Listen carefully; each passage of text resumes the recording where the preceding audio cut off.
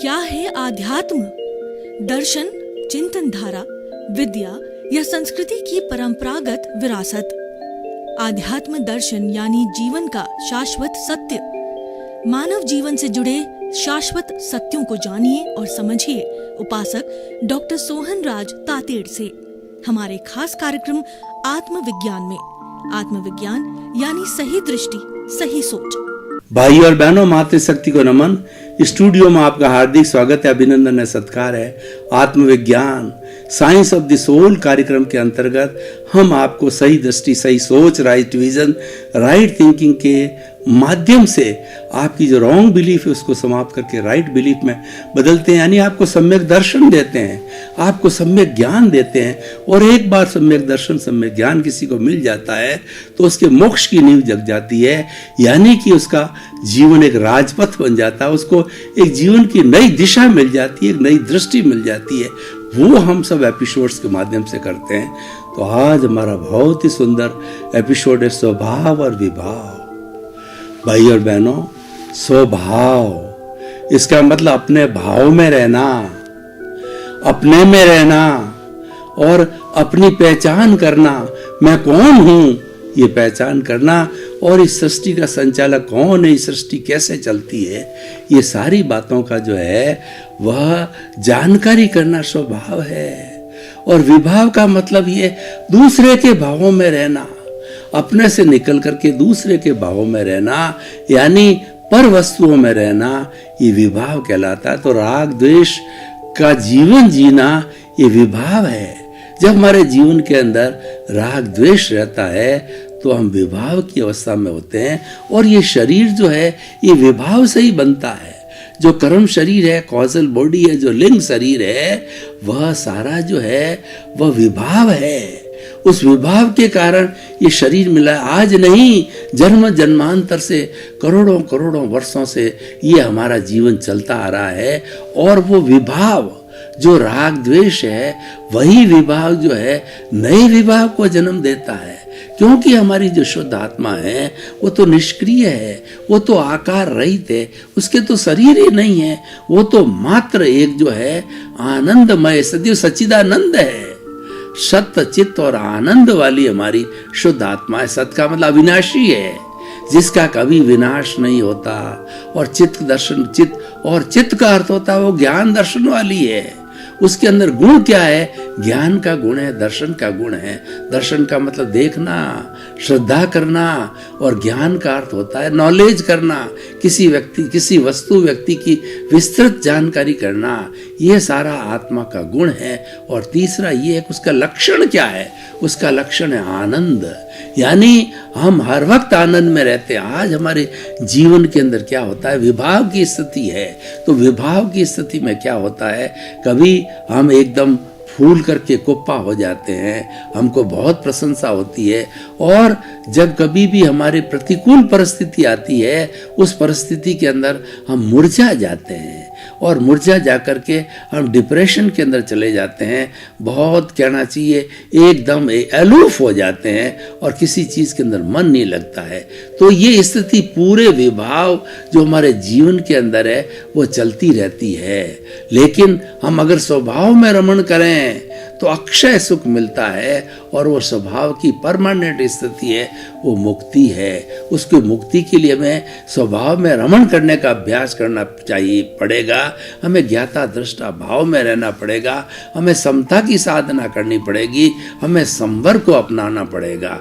संवर क्या है? कि अपने भीतर विराजमान शुद्ध आत्मा भगवान से ये मांगो कि हे मेरे भीतर विराजमान शुद्ध आत्मा भगवान, जैसे आप समस्त जीवों में विराजमान हो, मेरे में भी विराजमान हो जाओ, ताकि मैं आपसे वो अभेदाकार हो जाऊं। आप और मेरा भेद मिट जावे और हर वक्त तन्मयाकार हो जाऊं आपसे। हर वक्त आपका चिंतन रहे और प्राप्त मन वचन का ऐसे जगत के किसी भी जीव को किंचित मात्र भी दुख न हो, ऐसी मुझे शक्ति दो, जागृति दो। परोपकार की भावना आ जाती है। ये सबसे बड़ा संवर है, ये सबसे बड़ा प्रत्याख्यान है कि हम अपने दोषों को देखें, किसी दूसरे के दोषों को नहीं देखें। ये समता की साधना है। जब हम स्वयं के दोष देखना प्रारंभ करते हैं, दूसरे के दोषों को नहीं देखते हैं, किसी दूसरों के प्रति बुरी भावना नहीं रखते हैं, बुरे भाव नहीं रखते हैं, तो ये सारा जो है वो हमारी समता की साधना है। जब संवर और समता ये दो बड़े धर्म हमारे जीवन के अंदर आ जाते हैं तो हमारा जीवन धन्य बन जाता है और हम अपने स्वभाव में आराम से रमण कर सकते हैं। और ये दोनों चीजें नहीं होती है तो हम विभाव में रमण करते हैं। देखिए कि हमारी आत्मा तो वही है, लेकिन आत्मा के उन 3 स्तरों की बात करते हैं तो उससे स्वभाव विभाव आराम से समझ में आ जाएगा। देखिए पहली आत्मा का स्तर है, वह आत्मा वही है लेकिन उसका स्तर अलग अलग है, उसका लेवल अलग अलग है, उसकी अवस्था अलग अलग है। तो जीवात्मा वह होता है जो कि स्वार्थ की स्थिति में रहता है, कर्ता भाव में रहता है। वो हमेशा ये चिंतन करता है कि 5 इंद्रियों का सुख है वही परमानेंट सुख है, इसके अलावा कोई सुख नहीं है। और ये जो शरीर मेरा मिला है वो आनंद के लिए है, मनोरंजन के लिए है, इसको जो 5 इंद्रियों के सुख को भोगने के लिए, और वो मैं मेरा में चला जाता है। यानी ये घर मेरा है, ये परिवार मेरा है और बच्चों का पालन पोषण करने वाला मैं हूँ, मैं पद वाला हूँ, मैं प्रतिष्ठा वाला हूँ, मैं बड़ा लेखक हूँ और मैं भारत का प्रधानमंत्री हूँ, मैं भारत का राष्ट्रपति हूँ, मैं एमएलए हूँ, मैं एमपी हूँ, मैं कुलपति हूँ, मैं लेखक हूँ, मैं पुस्तकों का लिखने वाला, मैं मेरा ये करता रहता है। यानी स्वार्थ की चेतना में आ जाता है। उसकी थ्योरी क्या होता है कि मैंने पिया, मेरे बैल ने पिया, कुआं ढहे तो ढहे। यानी वो जीवात्मा है, वो स्वार्थ की चेतना से बाहर नहीं निकलता है, वो पूरा विभाव में रहता है। ये सारा जो कर्ता भाव है यही जो है कर्म बंधन का कारण है और ये विभाव पैदा करता है। ये विभाव क्या, राग द्वेष है। ये राग द्वेष सबकी जननी है। ये राग द्वेषी कर्मों का बंधन करता, चार्जिंग करता है और राग द्वेषी डिस्चार्ज होता है और सारा एंजॉयमेंट होता है, ये राग द्वेषी होता है। जैसे आप किसी ने प्रशंसा की आपकी तो वो शरीर एंजॉय नहीं करता है, और आत्मा तो निष्क्रिय अक्रिय है। आत्मा तो शरीर है, शरीर ही नहीं है तो एंजॉय क्या करेगा। वो तो अपने ज्ञाता दृष्टा भाव में आनंद के अंदर विराजमान है प्रभु के रूप में, और उसकी हाजिरी बिना। ये सबसे बड़ी बात है कि आत्मा, जैसो मैंने 3 अवस्था बताई है, तो आत्मा की हाजिरी बिना कुछ नहीं होता है। अगर आत्मा को शरीर से निकाल दिया जाए तो शरीर ये जड़ होता है, जीरो है, उसको जला दिया जाता है। और आत्मा जब हाजिर होती है तो आत्मा और शरीर के दोनों के मिश्रण से जो है एक मिश्र चेतन बनता है। वही हमारा विभाव है और वह राग द्वेष है। इसको प्रतिष्ठित आत्मा भी कहते हैं। तो उस दोनों के संपर्क के कारण जो प्रतिष्ठित आत्मा बनी, तो वह जब कर्ता भाव करती है तो चार्ज होती रहती है। तो जीवन भर वो चार्ज होती है। कैसे चार्ज होती है, आपने कभी देखा होगा कि मोबाइल की बैटरी है, उसको हम चार्जिंग के अंदर लगाते हैं तो बिल्कुल डिस्चार्ज होती है, तो धीरे धीरे 1 2 3 4 5 होते होते 100% चार्ज हो जाती है। तो इस जीवन के अंदर जो है ये आत्मा, ये जो तीसरा मिश्र चेतन है, यानी हमारी प्रतिष्ठित आत्मा है, ये उस विभाव के द्वारा, वो स्वयं विभाव है, उस विभाव के द्वारा वो जो कर्मों का चार्जिंग करता रहता है, वो अपने भाव बिगाड़ता रहता है और उन भाव अपने कॉजेज डालता है, और उसका अभिप्राय देता है, ओपिनियन देता है, कॉजेज डालता है, क्योंकि वो कर्ता बना हुआ है। और नेचर ये कहती है, कुदरत कहती है कि मैंने कर्ता बनने की किसी को भी, एक भी प्राणी को परमिशन नहीं दी है और न उसको अधिकार दिया है। मैं स्वयं करता हूँ और ये सारे जितने भी 84 लाख जीवा योनि के प्राणी हैं, इनका जैसा जैसा भीतर का उपादान है उसी के अनुरूप जो है मैं संजोग जुटाती हूँ। और ये प्राणी मात्र सब संजोग है। जैसे दूसरे संजोग है उसी तरह से संजोग एक प्राणी को दूसरे प्राणी के लिए कष्ट देने के लिए या सेवा कराने के लिए मैं भेजती हूँ। ये कुदरत कहती है कि मैं भेजती हूँ, मैं ही करता हूँ। और सारी जो है सारे संजोग जितने भी जिसके कर्मों के उपादान है उसके अनुरूप जी उसको भुगतने के लिए उस हिसाब को क्लियर करने के लिए संजोग जुटाने का काम मेरा है। मैंने किसी को नहीं कर्ता बनाया, लेकिन आदमी टांग अड़ा करके कर्ता बन जाता है, वो दुख का कारण होता है। यही अज्ञान है, ये विभाव है, अज्ञान है। इसको तोड़ना ये वेल्डिंग है। शरीर और आत्मा, शरीर तो जड़ है और आत्मा चेतन है, इन दोनों के बीच में वेल्डिंग पड़ने से तीसरा मिश्र चेतन तत्व पैदा हुआ है, वो अज्ञान की वारस हुआ है। तो भाई और बहनों, स्वभाव और विभाव बहुत ही सुंदर विषय है। स्वभाव जो है वो गेय, जो स्वभाव और विभाग दोनों गेय है, दोनों जानने योग्य है। क्या स्वभाव है, क्या विभाग है। उसमें से जो स्वभाव है वह हमारा जो है वो हमारा उपादेय है, उसको ग्रहण करना है। और विभाव है वो हे है, उसको विभाग को छोड़ना है। जो राग द्वेष है, कषाय है, क्रोध है, मान है, माया है, कॉजल बॉडी है, हमारा लिंग शरीर है, कर्म शरीर है, ये सभी उसके पर्यायवाची है। तो उसको हमें छोड़ना है, उसको हमें धोना है। उसको धोना के लिए जो है सामायिक आलोचना, प्रतिक्रमण, प्रत्याख्यान विद्या दी गई है। उसको हम प्रत्यक्ष अप्रत्यक्ष रूप से जो है प्रत्याख्यान करके उसको हम धो सकते हैं। और धो करके जो है हम जब ये संपूर्ण जीरो हो जाता है हमारा कारण शरीर, तो जीरो हो। और जब ये धुलता रहता है, जब ये निर्जरा हो जाती है, निर्जरा के लिए कहा जाता है dissociation of the karma from the soul is called the Nirjara. भगवान ने संवर और निर्जरा दो धर्म बताए हैं। संवर के द्वारा हम किसी को कष्ट नहीं देते हैं, किसी व्यक्ति को, प्राणी को दुख न देते हैं, मन से, वचन से, काया से, करने से, करवाने से, अनुमोदने से, ये संवर होता है। और ये संवर धर्म बताया। संवर जो है एक साधना है और निर्जरा है उसकी निष्पत्ति है। जब हम संवर की साधना करते हैं, किसी को दुख या कष्ट न देते हैं प्राणी मात्र को, तो उसकी निष्पत्ति हमको ये मिलती है कि हमारा कार्य शरीर ढीला पड़ता है और कर्म जो है ढीले पड़ करके और वो अलग होते रहते हैं। और ज्यों ज्यों अलग होते रहते हैं आत्मा शुद्ध होती रहती है। जब संपूर्ण रूप से अलग हो जाते हैं तो आत्मा एब्सोल्यूट प्योर हो जाती है और शुद्ध आत्मा शरीर में नहीं ठहरती। फिर जड़ के साथ में उसका कोई मिश्रण नहीं हो सकता। और ऐसी शुद्ध आत्मा तो सिद्ध शिला में जाकर के भगवान के रूप के अंदर वो विराजमान हो जाती है। तो भाई और बहनों, ये हमारा स्वभाव और विभाव बहुत ही सुंदर है। इसको हम कुछ उदाहरणों के द्वारा जो है देख करके प्रकट करते हैं कि विभाव क्या है और विभाग से क्या होता है। देखिए, ये सारी जो गृहस्थी चलती है, ये जो हमारा परिवार चलता है, ये हमारा जो संसार चलता है, उसका मूल बेस है विभाव। अगर हमारे शरीर के अंदर विभाव न हो और आत्मा के अंदर ये जो विभाव आरोपित किया गया है, तो ये न हो तो व्यक्ति एक मिनट भी जो संसार में नहीं रह सकता। और वो क्यों रहेगा? वो तो जो है ये चिंतन करेगा कि ये मेरे को सुख और दुख देता है और इस सुख दुख के पलड़े के अंदर झूलता रहता हूं, तो मुझे आज की आवश्यकता क्या है। चिंतनशील व्यक्ति तो ये चिंतन करता है कि मुझे विभाव में जाने की आवश्यकता क्या है, क्योंकि विभाव तो मेरा दुश्मन है। विभाग तो मुझे जो है हमेशा बांधे रखने वाला है, ये मुक्ति से दूर रखने वाला है। तो फिर वो चिंतन करते करते विभाव को छोड़ता है और स्वभाव में रमण करता है। स्वभाव में रमण करने का अर्थ ये है कि हमारा ईगो समाप्त हो जाता है। क्रोध, मान, माया, लोभ जो कषाय है वो एकदम शांत हो जाते हैं। जो नाक की तरफ फुफकारते हैं वो शांत हो जाते हैं।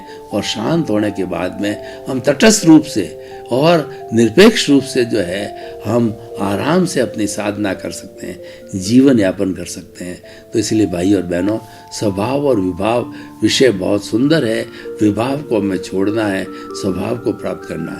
अब प्रश्न ये कि हम स्वभाव में कैसे रहें। स्वभाव में रहने के लिए हमको भेद विज्ञान की प्रक्रिया समझनी पड़ेगी। भेद विज्ञान क्या है कि शरीर तो है जड़ और हमारी आत्मा है वह है चेतन। इन दोनों का जो है मिश्रण अज्ञान की वजह से, विभाव की वजह से हो गया है। तो हमें विभाव को छोड़ना है और स्वभाव को पुनः पुनः पुष्ट करना है। तो हम जितना जितना स्वभाव को पुष्ट करते जाएंगे, ज्यों ज्यों हम अपने अस्तित्व में रहना पसंद करेंगे और वही जो है हमारा पुरुषार्थ है और वही जागृति है। तो इसलिए भाई और बहनों, ये स्वभाव और विभाव विषय क्यों लिया गया है कि स्वभाव हमारी जागृति है, स्वभाव हमारा में रहना हमारा पुरुषार्थ है और विभाव जो है ये हम पीछे से लेकर के आए हैं और ये कर्म शरीर भोगता है। इसके अंदर जो कषाय है, राग द्वेष है, वो इसको भोगते हैं, वही आनंदित होते हैं और वही जो है जीवन की श्रृंखला जन्म जन्मांतर के अंदर बनाते हैं। और व्यक्ति जो जन्म जन्मांतर में 4 गति 84 लाख जीवा योनि के अंदर घूमता रहता है, इसका घूमने का सबसे बड़ा कारण ही विभाव है। अब देखिए कुछ उदाहरण हम देना चाहते हैं कि स्वभाव और विभाव जो है वो किस तरीके से हमारी आत्मा के साथ घुले हैं। तो ये जब कभी भी हम जो राग द्वेष युक्त कोई भी जो है कार्य करते हैं या राग द्वेष रूपी किसी को प्रेरणा देते हैं, तो पुनः हमारी इंद्रियां है, मन वचन काया है, जो ही हमने जैसा भाव किया उस भाव के आधार पर ये इंद्रियां जो है बाहर से इस कॉस्मोस के अंदर जो है वो चतुष्पर्शी जो है परमाणु भरे पड़े हैं, जो कि आंखों से दिखाई नहीं देते, किसी इंस्ट्रूमेंट से दिखाई नहीं देते, मात्र उसको ज्ञानी देख सकते हैं, अवधि ज्ञानी देख सकते हैं। तो वो अवधि ज्ञानी इसको जो देखते हैं और देख करके और फिर इसका पता लगाते हैं और फिर वो स्वभाव की स्थिति बन जाती है। तो हम ये कहना चाहते हैं कि हर स्थिति के अंदर अपने स्वभाव को पहचानो। अगर जीवन के अंदर बड़ा कार्य करना है, लक्ष्य बनाना है और आपको कुछ पाना है, तो हमें विभाव को छोड़ना पड़ेगा, स्वभाव में जाना पड़ेगा, क्योंकि विभाव है वो कलह पैदा करने वाला है और स्वभाव में रमण करना हमारी शांति है, वो हमारा लक्षण है। तो स्वभाव हमारा लक्षण है, स्वभाव हमारा अस्तित्व है, स्वभाव हमारा पहचान है और विभाव है ये पराया है। ये विभाव जो है हमारे भीतर बनता है तो वो हमारा नाश करने वाला है, हमको जलाने वाला है। एक दिन ये शरीर जो है विभाव के कारण जला दिया जाता है, स्वयं जो शरीर है विभाव बन जाता है। हालांकि कहा गया है कि ये जो हमारा जो शरीर है उसके लिए ये कहा गया है कि जो शरीर माध्यम खलु धर्म साधनम, धर्म की साधना करने के लिए शरीर बहुत बड़ा माध्यम है, लेकिन शरीर के अंदर विभाव है। तो अगर हमें शरीर का सदुपयोग करना है तो हम उस विभाग की ओर आकृष्ट ना हो, उसको समझें कि यह तो जो है हिसाब है जो चल रहा है और आगे चलता रहेगा, उसका ज़्यादा चिंतन नहीं करना है। और वह जो है वो जो है वो तो सारा उदय भाव है, जितना भी विभाव है वो सारा उदय भाव है और उदय भाव के साथ में प्रारब्ध भी है। लेकिन हमें उदय और प्रारब्ध को जो है परिणाम है उसको बदलने से क्या लाभ होगा? अव्वल तो बदलेंगे ही नहीं। हम खूब आजकल हो क्या रहा है कि व्यक्ति विभाव को जो है वो कहता है कि मैंने पुरुषार्थ किया, मैं जो है वो संत सन्यासी बना, मैं इतनी तपस्या करता हूँ, 6 की 8 की 10 की 12 की और लगातार करता आ रहा हूँ, मैं अनशन करता हूँ, नोदरी करता हूँ और इतनी धार्मिक क्रिया करता हूँ। लेकिन वो समझने की बात यह है कि वो करता है ही नहीं, करता तो व्यवस्थित शक्ति है और यही सबसे हमारा भ्रम है कि ये मैंने किया। और इस भ्रम को पाल करके हम अपने जीवन को जो है 84 लाख जीवा योनि में घुमाते रहते हैं, जबकि वास्तविकता तो क्या है, हमें सोचना चाहिए ये तो ऑटोमेटिक हो रहा है, ये तो हम पीछे से लेकर के आए हैं, उसके अनुरूप जो हमने जैसे भाव और कॉजेज डाले हैं उसके अनुरूप ही जो हमें ये कर्म बीज मिले हैं, जो कि कर्म फल बन करके और कर्म परिणाम बन करके हमको सुख दुख की अनुभूति करेगा। यानी जागृति में रहना स्वभाव है, ये जागृति को डेवलप करना है। तीसरा नेत्र है वो हमारा स्वभाव है और वो हमारा पुरुषार्थ है। जितना जितना पुरुषार्थ है वो स्वभाव है और पुरुषार्थ अपने आप को पहचानना ये पुरुषार्थ है। हम क्या करते हैं कि उल्टा करते हैं कि हम दुनिया को पहचानने की कोशिश करते हैं, वो शुभ और अशुभ में जाते हैं। हम हर वक्त जो है ये चिंतन करते रहते हैं कि आत्मा है वो तो जो है वो आत्मा का चिंतन हम करते हैं तो उससे हमें मालूम पड़ता है कि ये आत्मा हमारा जो है शुभकारी है। शुभ और अशुभ की बात करते हैं, हम पाप और पुण्य की बात करते हैं। हम हर वक्त चिंतन करते रहते हैं कि हमारे शरीर के अंदर सुख मिले, शांति मिले, आनंद मिले, यानी पुण्य की हम चाह रखते हैं।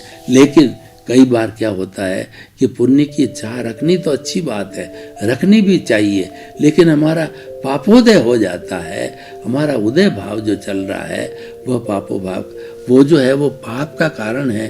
तो पाप होने के कारण वो हमेशा दुख देगा, यानी दुख तो अनचाह आता है, बिना चाहे हुए भी दुख आ जाता है। हम चाहते नहीं हैं, हम मरना नहीं चाहते हैं, लेकिन हमारा आयुष्य होता है, उसके अधीन हमको मरना पड़ता है। कोई व्यक्ति किसी तरह का कष्ट नहीं चाहता, हर व्यक्ति चाहता है कि मुझे जो है सुख मिले, और उस सुख की प्राप्ति के लिए वह उसका मूल अगर आपको परमानेंट सुख चाहते हो तो आप विभाव की स्थिति छोड़िए और स्वभाव में आइए।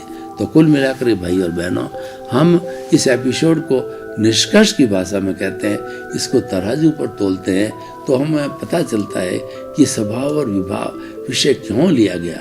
बहुत ही सुंदर विषय है कि स्वभाव है वो तो हमें मुक्ति भी भेजने वाला है, वो तो हमारा तारक है। और जो विभाव का निरीक्षण करना, विभाग में रमण करना है, वो हमारा संसार बढ़ाता है। हमें पुनर् जन्म लेने पड़ेंगे, और हर जन्म कितना दुखदायी होता है कि माता की गर्भ के अंदर बेटा 9 महीने उल्टा लटकता है, उसकी खट्टी डकार है, उसकी जो भी गंदी चीज़ें हैं उससे उसका भरण पोषण करके वो 9 महीने के अंदर बड़ा होता है, और 9 महीने के बाद में वो गोद से आता है और भीतर रहता है। जब भगवान से प्रार्थना करता है, हे भगवान मुझे नारकीय जीवन मिला तो मुझे इससे मुक्ति दो, और मैं जीवन के अंदर कभी भी जो है वो अनैतिक कार्य नहीं करूँगा। लेकिन व्यक्ति फिर जो है कोख के बाहर आता है, समझ आती है, तो उसके अंदर वो हमारा विभाव है, जो राग द्वेष है उसमें पड़ जाता है। तो कहने का अर्थ ये है कि इस विभाव को समझाने का कठिन काम नहीं है, क्योंकि ये तो हमारे भीतर जमा पड़ा है। सबसे बड़ा कठिन कार्य होता है स्वभाव में रहना, स्वभाव की बात करना, और स्वभाव में रमण करना, और स्वभाव को ही अपना सब कुछ मानना, ये सबसे बड़ी बात है।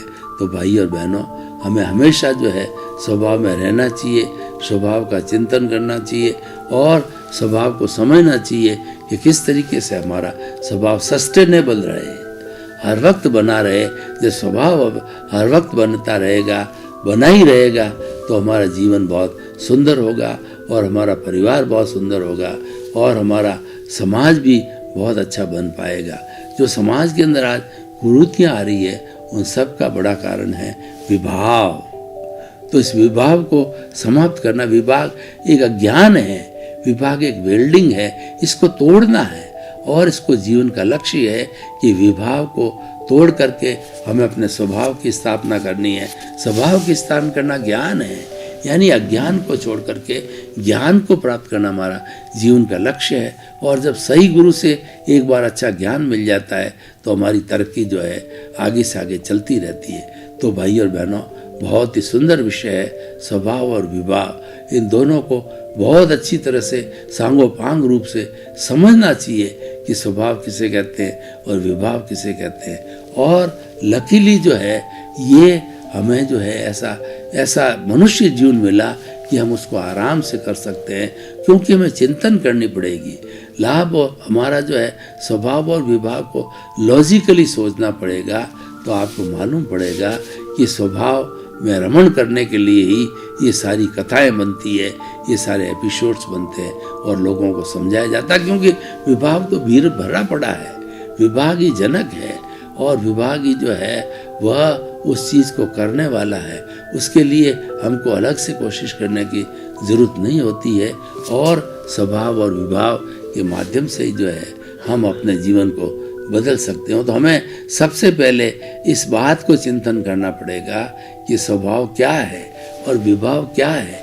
इसको समझना बहुत ज़रूरी है कि स्वयं की आत्मा में रमण करना ये स्वभाव है, और विभाव का मतलब ये है कि दूसरे के बारे में ज़्यादा सोचना, वो व्यक्ति क्या करता है, उसका कैसा स्वभाव है, और उसको हम देखते हैं और अपनी बात को उस पर थोपते हैं, तो विभाव हो जाता है।